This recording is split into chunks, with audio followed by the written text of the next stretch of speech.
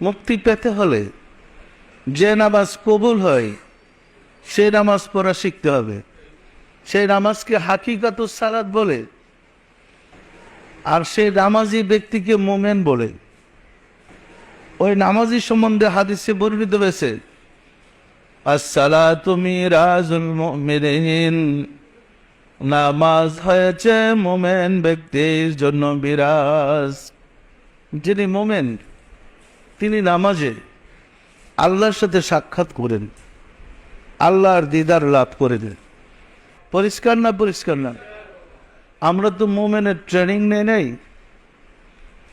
না নেওয়ার কারণে জেনারেল লাইনে লেখাপড়া শিখা কমিশন অফিসার দাবি করলে কোনো লাভ নাই। তার ট্রেনিং করে অফিসার হইতে হবে, তাকে ট্রেনিং করে ম্যাজিস্ট্রেট হইতে হবে, তাকে ট্রেনিং করে জাজ হইতে হবে।